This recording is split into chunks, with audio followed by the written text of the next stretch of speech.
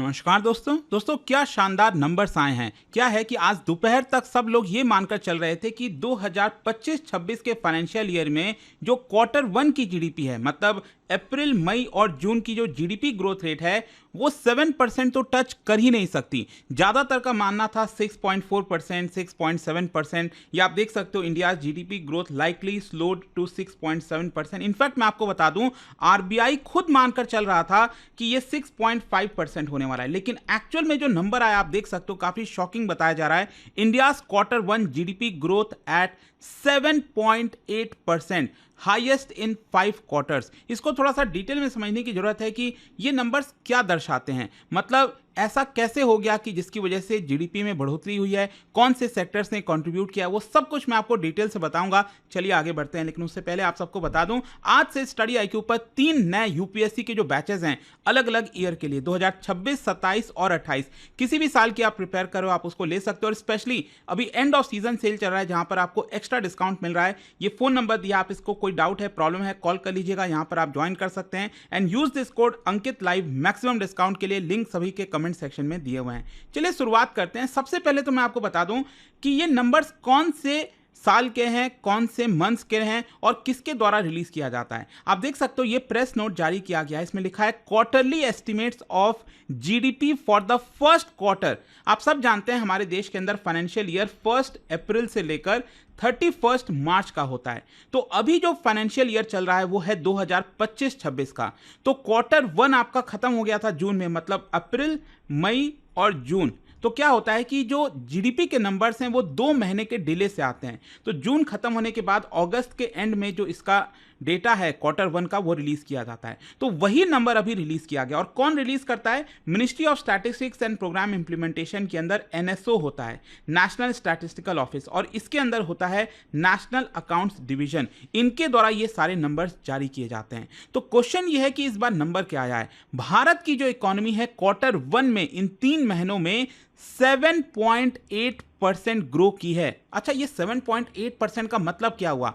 Basically हम इसको year on year ले रहे हैं। कहने का मतलब अप्रैल, मई और जून जो 2024 में था ना, 2024 में, यहां पर जो हमारी जीडीपी रही थी उसके मुकाबले 7.8% ग्रो की है अप्रैल, मई, जून 2025 में। I hope this thing is very clear कि यहां पर जो नंबर होगा, क्योंकि जीडीपी हम क्या कहते हैं कि एक पर्टिकुलर टाइम में कितने value of goods and services produce किए गए, उसकी वैल्यू क्या थी। तो 2024 में इन 3 महीनों में जो भी प्रोड्यूस हुआ था उसके मुकाबले इस साल जो है अप्रैल, मई, जून में जो प्रोड्यूस हुआ है उसमें 7.8% की बढ़ोतरी हुई है। इनफैक्ट अगर आप यहां पर देखोगे तो बताया जा रहा है पिछले 5 क्वार्टर में सबसे हाईएस्ट जीडीपी है, क्योंकि यहां पर आप देख सकते हो पिछले 4 क्वार्टर में जो जीडीपी है वो आपका 7.8% से कम रहा है। ये जो लेटेस्ट नंबर आया है ये 7.8% का है और इसके नीचे ही हमेशा रहा है पिछले 4 क्वार्टर में। उसके पहले वाले जो क्वार्टर्स थे यहां पर कुछ जगह जो नंबर्स थे वो 9% के ऊपर थे, लेकिन इसमें कुछ बेस ईयर का रोल यहां पर बताया जा रहा था। So that is why this is the highest growth rate in last 5 years। और ये जो एक्सपेंशन है it is faster than expected. मैंने आपको बताया ज्यादातर एनालिस्ट मानकर चल रहे थे कि 6.3% से 7% के बीच में हो सकती है। आरबीआई का खुद का मानना था कि 6.5% होगी, लेकिन यहां पर नंबर आया है 7.8% का। इसके पहले वाले क्वार्टर में आप देख सकते हो जो क्वार्टर 4 था 2024-25 का 7.4%, इसके पहले 7%, इसके पहले 6.8% और 6.5%। सो इट इंडिकेट्स कि यहां पर अपवर्ड ट्रेजेक्टरी आपको इस तरह से देखने को मिल रही है हमारे जीडीपी ग्रोथ रेट के अंदर। अच्छा, यहां पर मैं आपको थोड़ा सा रॉ डेटा भी दिखाता हूं जो सरकार पब्लिश करती है ना। ये अगर आप ध्यान से देखेंगे तो आपको समझ में आएगा। देखो, जीडीपी बेसिकली हम किसको कहते हैं? जीडीपी का फॉर्मूला होता है C+I+G+NX, मतलब कि consumption, private consumption, private investment, government expenditure और नेट एक्सपोर्ट। तो यहां पर वही चीज आपको देखने को मिलेगा, private final consumption expenditure. GDP में सबसे बड़ा जो वेटेज होता है वो इसी का होता है। जो कंजम्पशन की हम बात करते हैं लगभग 55% जो है वेटेज इसी का होता है अकेले। तो इनका जो ग्रोथ हुआ है वो लगभग 7% के आसपास हुआ है। गवर्नमेंट का जो एक्सपेंडिचर है वो काफी अच्छा खासा बढ़ा है, 7.4%। Gross fixed capital formation investment जो है ये भी लगभग 7.8% बढ़ा है। फिर एक्सपोर्ट माइनस इंपोर्ट जो हम करते हैं तो नेट एक्सपोर्ट हमारा आ जाता है। तो इस हिसाब से अगर आप ध्यान से देखिए 2024-25 में अप्रैल से जून के बीच में हमने प्रोड्यूस किया था 44.4 लाख करोड़ रुपीस के goods and worth and services. तो ये चीज आपको देखना है। और इस बार हमने कितना प्रोड्यूस किया है? 47 लाख करोड़ के worth of goods and services. तो यहां पर जो डिफरेंस है ना, ये जो इंक्रीज आप देखोगे तो ये निकल कर आता है 7.8%। और ध्यान रखिएगा, ये हम बेसिकली बात कर रहे हैं बेस ईयर के हिसाब से, 2011-12 के प्राइसेस के हिसाब से, जिसको हम रियल जीडीपी कहते हैं, राइट। लेकिन अगर आप करंट प्राइसेस के हिसाब से निकालोगे तो ऑब्वियस सी बात है इसकी वैल्यू ज्यादा निकलेगी, क्योंकि करंट में जो प्राइसेस हैं वो ज्यादा हैं। फॉर एग्जांपल अगर हम रियल जीडीपी की बात करें तो हमारी जीडीपी निकल कर आई 47 लाख करोड़, राइट। ये अगर आप करंट प्राइसेस के हिसाब से देखोगे तो ये 86 लाख करोड़ हो जाएगा। तो यहां पर जो जीडीपी ग्रोथ रेट निकल कर आई है, नॉमिनल जीडीपी जिसको हम कहते हैं, वो 8.8% है। ये बेसिक डिफरेंस है। लेकिन हम ज्यादातर रियल जीडीपी को ही लेते हैं, क्योंकि उसी से हमारा बेस ईयर के हिसाब से जब हम कैलकुलेट करते हैं इन्फ्लेशन को डिडक्ट करके, तो ये 7.8% आपको देखने को मिलेगा। अच्छा, यहां पर एक और कॉन्सेप्ट होता है जीवीए का, ग्रॉस वैल्यू एडेड। बेसिकली क्या है ना, अगर आप ध्यान से देखिए, यहां पर ये डिमांड साइड को दिखा रहा है, कंजम्पशन। मैं और हमारा आप जैसे लोग जब बाजार जाते हैं, कोई चीज खरीदते हैं, गवर्नमेंट भी एक्सपेंडिचर करती है, तो गवर्नमेंट भी डिमांड कर रही है। यहां पर इन्वेस्टमेंट हो रहा है, तो जो कंपनीज हैं, इंडस्ट्रीज हैं, वो भी डिमांड कर रहे हैं। तो ये डिमांड साइड को रिप्रेजेंट करता है। लेकिन जो ग्रॉस वैल्यू एडेड है, वो सप्लाई साइड को रिप्रेजेंट करता है। मतलब जैसे एग्रीकल्चर सेक्टर में कितना प्रोड्यूस हुआ, सेकेंडरी सेक्टर, मैन्युफैक्चरिंग सेक्टर में कितना प्रोड्यूस हुआ। तो यहां पर अगर आप देखोगे तो ये अलग अलग सेक्टर के हिसाब से है, primary sector, secondary sector, tertiary sector, जिसको हम सर्विस सेक्टर भी कहते हैं। तो जो जीवीए हमारा निकल कर आया है वो आया है 7.6%। अब जो प्रोडक्शन होगा, अब उसमें आपका सब्सिडीज और जो टैक्सेस हैं वो एडजस्ट हो जाता है, नेट टैक्सेस जिसको कहते हैं। फिर उसके बाद हमारा जीडीपी निकल कर आता है। तो ये सप्लाई साइड को दिखा रहा है। तो जीवीए निकल कर आया है 7.6%, और जो जीडीपी का ग्रोथ रेट है वो है आपका 7.8%। ये बेसिक डिफरेंस है जो आपको पता होना चाहिए। ये नॉर्मल कॉन्सेप्ट्स हैं इकोनॉमी के अंदर। खैर, इसके अलावा यहाँ पर सेक्टर वाइज ग्रोथ रेट भी आप देख सकते हो, agriculture, live stock, forestry, fishing, ये सब में भी आप देख पाओगे। माइनिंग एंड क्वायरिंग, ये आपका नीचे की तरफ गया है। मैन्युफैक्चरिंग 7.7% से ग्रो किया है। इलेक्ट्रिसिटी, गैस, वाटर सप्लाई, इसमें ज्यादा बढ़ोतरी नहीं हुई है। कंस्ट्रक्शन 7.6%, ट्रेड, होटल, ट्रांसपोर्टेशन, इन सब में 8.6% की बढ़ोतरी हुई।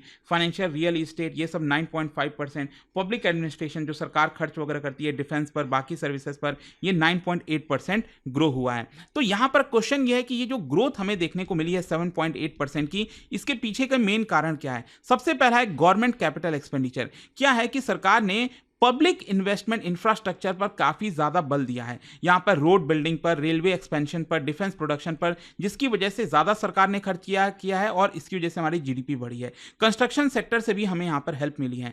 Government spending plus rising housing demand, cement, क्योंकि क्या होता है ना, जब हाउसिंग की डिमांड बढ़ते हैं तो सीमेंट हो गया, स्टील आउटपुट हो गया, ये सब भी सर्ज हो जाते हैं, क्योंकि उसी से घर बन रहे हैं आपके। तो इन सब की वजह से जीडीपी बढ़ रही है। एग्रीकल्चर और जो एलाइड एक्टिविटीज हैं, क्या हुआ था, आप सबको पता होगा कि मॉनसून इस बार काफी पहले आ गया था, 15-20 दिन पहले मॉनसून आ गया था, जिसकी वजह से यहां पर रूरल डिमांड इंक्रीज हुआ, एग्रीकल्चर आउटपुट बेटर हो रहा है, सीरियल्स और हॉर्टिकल्चर इंप्रूव हो रहे हैं। लेकिन क्या है कि अभी जो बाढ़ वगैरह आ रही है, तो हो सकता है कि Q2 में इसका असर देखने को मिलेगा। बहुत सारे क्रॉप्स वगैरह डिस्ट्रॉय हुए, अभी रिसेंटली आपने देखा होगा। इसके अलावा सर्विसेज सेक्टर हो गया, aviation, cargo traffic, hospitality, IT export, ये सब यहां पर बढ़े हैं, जिसकी वजह से हमारे जीडीपी में बढ़ोतरी हुई है। क्योंकि सर्विसेज, ध्यान रखिएगा, 55% लगभग कंट्रीब्यूट करता है हमारे जीडीपी के अंदर। इसके अलावा टैक्स कलेक्शन में भी अच्छा खासा जंप आया है। जीएसटी कलेक्शन आप देख रहे हो लगातार बढ़ रहा है, और जीएसटी कलेक्शन बढ़ रहा है मतलब डिमांड बढ़ रही है, और हमारी जो फॉर्मल इकोनॉमिक एक्टिविटी है वो भी तेजी से बढ़ रही है।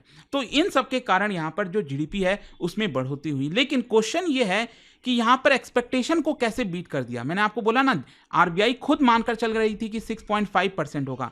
तो क्या है, यहां पर पता चलता है कि जो डोमेस्टिक डिमांड है वो काफी रिजिलियंट है। मतलब हमारे देश में ही इतनी अच्छी खासी डिमांड है, जिसकी वजह से जीडीपी गिरी नहीं। और इसीलिए आप देखोगे तो आजकल जो चर्चा चल रही है ना ट्रम्प के टैरिफ को लेकर, इसमें भी यही बोला जा रहा है कि अगर हम अच्छे से पॉलिसी करें, अच्छे से चीज़ों को इंप्लीमेंट करें, तो यहाँ पर जो टैरिफ का असर है शायद भारत पर उतना नहीं होगा। फिर इसके अलावा गवर्नमेंट लेड इन्वेस्टमेंट साइकिल की वजह से यहाँ पर जीडीपी बढ़ गई। एक्सपोर्ट जो है वो क्रैश नहीं हुआ, डिस्पाइट यूएस टैरिफ का जो थ्रेट था पिछले वाले क्वार्टर में, तो यहाँ पर हमारा एक्सपोर्ट क्रैश नहीं हुआ है। तो इन सब के कारण यहाँ पर जो एक्सपेक्टेशन से ज़्यादा आपको जीडीपी देखने को मिलेगी। अगर आप ग्लोबल कॉन्टेक्स्ट में भी देखो तो चाइना का आप देख लीजिए, यूएस का देख लीजिए, सॉरी ये 2.1% नहीं है, आई थिंक ये 3.3% अभी जो लेटेस्ट आंकड़ा आया है यूएस के जीडीपी नंबर का Q2 का ये आया है। तो इन सबसे ज़्यादा मतलब फास्टेस्ट ग्रोइंग मेजर इकोनॉमीज में आप देखिए भारत का ही नंबर है 7.8% और भारत आउट परफॉर्म किया है अपने पोजीशन पर की ड्राइवर ऑफ ग्लोबल ग्रोथ के तौर पर भारत को देखा जा रहा है। और कहीं ना कहीं एक बड़ा संदेश भी आप कह सकते हो, ये जो डेड इकोनॉमी वाला संदेश दिया गया था ट्रंप के द्वारा, तो ये एक काफ़ी बड़ा अच्छा संदेश होगा भारत की तरफ से 7.8% जो भारत की जीडीपी आई है। खैर इसके अलावा यहाँ पर क्वेश्चन ये है कि आगे कोई खतरा है? बिल्कुल कई सारे खतरा हो सकते हैं भारत के लिए। एक तो क्या एक्सटर्नल हेडविंड, मतलब यूएस ने अब प्रॉपर तरीके से 50% का टैरिफ लगा ही दिया है, तो जाहिर सी बात है भारत के कई सारे एक्सपोर्ट स्पेशली जो टेक्सटाइल सेक्टर है हमारा वो काफ़ी इंपैक्ट होगा, जिसकी वजह से हमारी Q2 की जो ग्रोथ रेट है वो कमज़ोर हो सकती है। तो उसके ऊपर फोकस करना है। प्राइवेट इन्वेस्टमेंट अभी भी पीछे है सरकार को, क्योंकि सरकार खर्च तो कर रही है लेकिन प्राइवेट इन्वेस्टमेंट के बिना आप एक्सपेक्ट नहीं कर सकते कि हमारी जीडीपी सस्टेन करेगी। तो जो कंपनीज हमारे देश के अंदर उनको थोड़ा सा और पुश करना पड़ेगा, क्योंकि स्पेशली ग्लोबल जो कंपनीज हैं वो भारत के अंदर वो इन्वेस्ट नहीं कर रहे हैं। स्टॉक मार्केट से भी अगर आप देखोगे तो लगातार गिरावट हो रही है, क्योंकि यहां पर जो फॉरेन इन्वेस्टर्स हैं वो अपना पैसा निकाल रहे हैं because of tariff threat and all. फिर इसके अलावा जो अर्बन डिमांड है वो अभी भी वीक है। जो लग्जरी गुड्स वगैरह हो गए, गाड़ियों की डिमांड आजकल आप देख रहे होगे उतनी ज्यादा नहीं रही है जो अभी तक चल रही थी। फिर इसके अलावा इन्फ्लेशन का देखो, इन्फ्लेशन का ऐसा प्रेशर ओवरऑल तो नहीं है, लेकिन स्पेशली जो फूड इन्फ्लेशन है, टोमेटोज, पल्सेस, मिल्क, ये सब शायद अभी भी थोड़ा सा हो सकता है, वो सब फोकस करना है।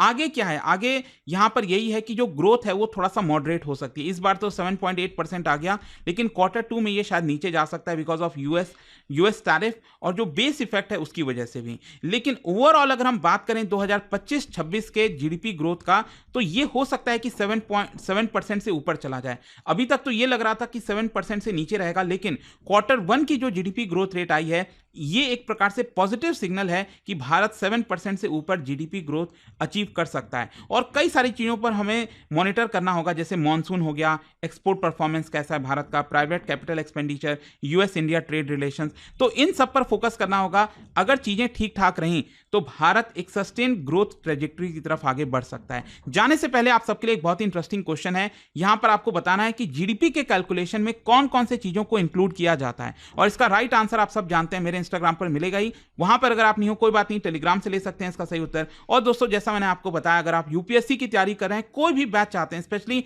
आज से हमारे 3 बैचेस अलग अलग साल के लिए स्टार्ट हो रहा है। एंड ऑफ सीजन सेल के दौरान आप एक्स्ट्रा डिस्काउंट ले सकते हो। Use this code Ankit live, maximum discount के लिए। कोई प्रॉब्लम है, दिक्कत है, फोन नंबर दिया, आप इस पे कॉल करिए, मेरी जो टीम है वो आपको अच्छे से गाइड करेगी। दोस्तों स्टडी IQ की एंड ऑफ सीजन सेल अब लाइव है और इस सेल में आपको मिल रहा है maximum discount on all UPSC courses. यह कोई बेसिक कोर्स नहीं, यह एक कंप्लीट यूपीएससी जर्नी है, प्रीलिम से लेकर इंटरव्यू तक, एक स्ट्रक्चर्ड रोड मैप के साथ एक्सपर्ट मेंटरशिप के अंडर 1000+ आवर्स की live classes bye India's top faculties, 1-on-1 personal mentorship for every student, handwritten notes for smart and effective revision, PRP and MRP residential programs for prelims and mains preparation। इस batch के अंदर आपको मिलता है prelims clear करो, पूरा fees refund पाओ, monthly toppers को 11,000 रुपीज तक के कैश रिवॉर्ड। लेकिन दोस्तों सेल सिर्फ 31 अगस्त तक ओपन है।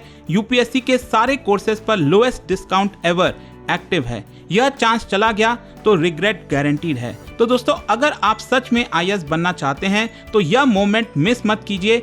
अभी स्टडी IQ ऐप या वेबसाइट पर जाइए, सर्च कीजिए P2I foundation Pratigya batch, use code Ankit live to unlock the lowest price, click कीजिए buy now and you are in. और अभी भी दोस्तों कोई डाउट हो तो मैं आपको एक नंबर देता हूं, इस पे कॉल करिए, मेरी पर्सनल टीम आपको हेल्प करेगी। नंबर है 092400232293। यह सिर्फ एक कोर्स नहीं, यह है IAS बनने की प्रतिज्ञा। मैं हूं आपका फैकल्टी और मेंटर और मैं चाहता हूं कि आप इस सफर का हिस्सा बने। Let's crack UPSC together.